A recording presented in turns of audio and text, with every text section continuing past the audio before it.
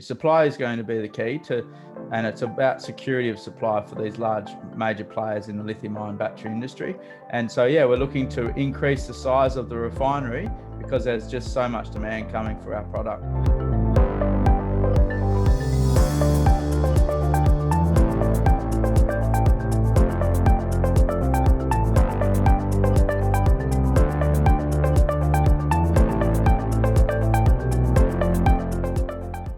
Hi, Scott. How are you doing there from Western Australia there?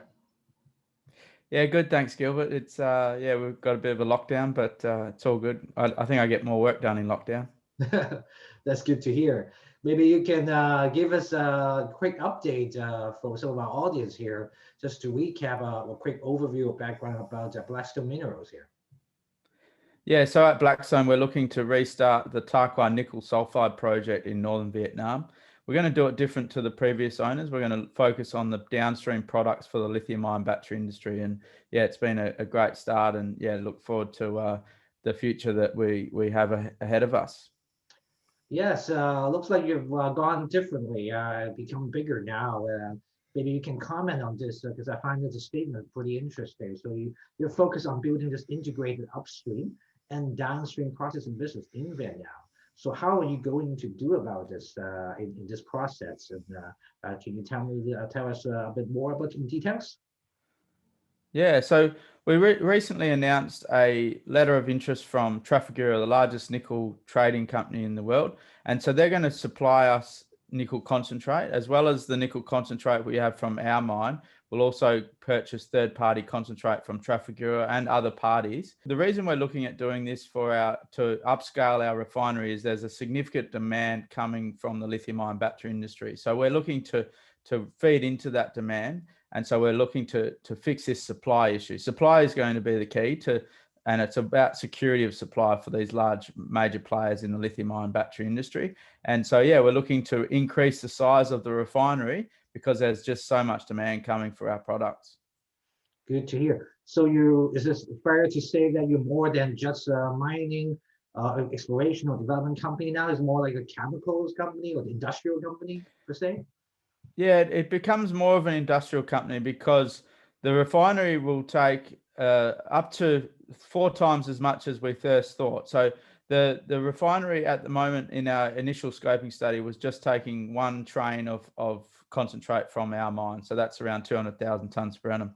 We believe that we can increase this by up to 4 times. So yeah, it becomes more of a chemical refining company, but we can do this because of our partnership with EcoPro, which is the largest cathode manufacturer in the world. So, and we believe there'll be other partners out there that will look to come into this refinery. So, and they'll bring the funding as well as some of the technical expertise as well. So we're not doing this on our own. We're partnering with some of the best chemical engineers in the world.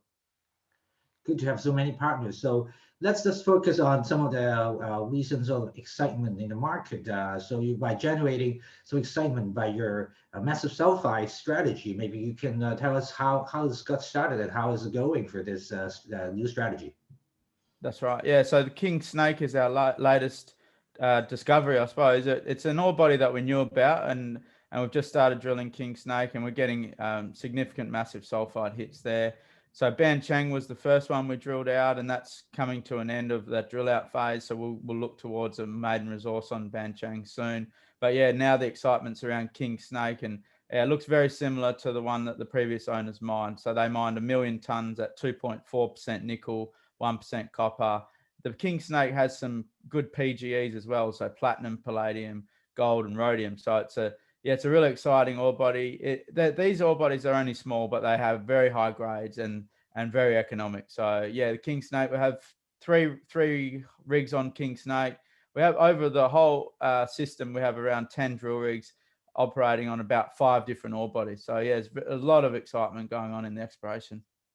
Sure. So certainly it helps with the nickel price being so strong. So I guess you're also quite bullish on the nickel market in the outlook overall. Yeah, it's looking good. So obviously copper's had a good run, iron ore and gold, lithium's had a good run. So I think it's our turn, and yeah, so we'll see. I think we can see numbers in the $20,000 per ton sort of range, which isn't far away. and that's where we really start to get excitement around the funding of new projects, and that's the incentive price for new projects to come online. We don't need that price, but I think it's good that the market will start to look towards where to place their bets on nickel when it goes above that $20,000 per ton number.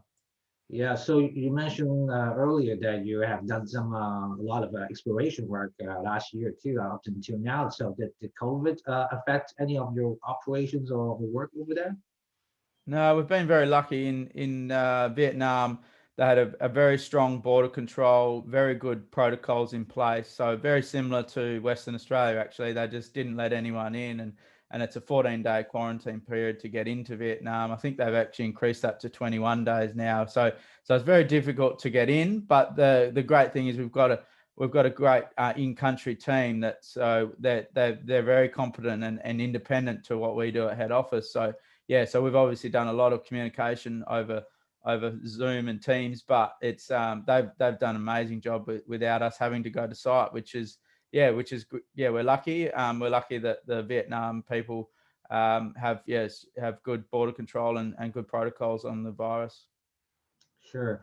So just touch upon some corporate side of things. So you recently got a listing in the US market. Does that mean you have have more interest now in the North American market? Yeah, it's we think a key market for us, as well as Canada as well. We think the North American markets are really important because of the success of Tesla, and Tesla's really bringing the electric vehicle to the mainstream. So once people realize that the electric vehicle is full of nickel and we want green nickel, I think that's a really important theme that we think that will really resonate with the North American investors. So we believe we have one of the only scenarios in the world where we can produce green nickel. There's only a small number of scenarios or development opportunities to produce green nickel, and so we want to tap into that North American market that we believe will be focused on green nickel in the coming months. And the news of your company recently is that it's probably not a surprise to most people that you're diversified. You're spinning out your gold assets into a new company. So can you tell us a bit about the whole process and when will that be completed by? I presume all the current shareholders of Blackstone will get some shares of a new company. Is that correct? Yeah, so the spin out is occurring in the next few months. We look to list the new company called Cobras Minerals on the Australian Stock Exchange in April. Unfortunately, we won't do an in-species distribution. At first, we'll just keep the Blackstone holding as one holding for the Blackstone entity. So Blackstone, the company, will own 50% of Cobras. Over time, we then will look to whether we monetize that or we may do an in-species distribution down the line. We haven't decided what we do with those shares, whether we sell them for cash and then put that into the Vietnam asset. But it's important to show that to the market that we're focused on Vietnam. We're giving these non-core assets their own funding, and we've got a managing director that we've just about to employ, and so they'll have their own focus, and so they will create value for Blackstone shareholders, and then we'll look to how we monetize that value over time. So it may be an in-species distribution later on, or it might be a special dividend. We haven't decided which way we go as far as getting that value back to the Blackstone shareholders. Got it. So you have been busy for the last 12 months and a lot of activities going on. So what do investors have to expect or anticipate? What kind of milestones or activities, news in this year or next 12 months? Yeah, so there'll be a lot of exploration excitement around King Snake and other ore bodies, but what the market really needs to keep an eye on is this downstream refinery strategy and that vertical integration, and so we'll bring out some big deals, we believe, on the supply side, but also on the demand side. So we have EcoPro locked in, one of the largest cathode manufacturers in the world. We will bring in other major players into this refinery, and so look out for those big announcements around who those other partners are going to be and how we're going to fund this. And I think that's the re-rate. Once the market realizes that there won't be too much dilution to the Blackstone shareholders, this will be funded from the downstream partners. And so that's when the re-rate occurs. And that's when I think, yeah, the market will wake up to what we're trying to achieve. So yeah, look out for those big announcements on the corporate side. So thank you for your time here today. It's been a very good update from you. You know your stuff really well, Scott. Yeah, thanks, Gilbert. And yeah, always happy to chat, and thanks for the support. For sure. So thank you, Scott, for joining us here today for the special PDAC coverage series. So I'll let you go. We'll speak until the next time when we have further updates. Okay. Thank you, Scott, again for here with us today. Thank you.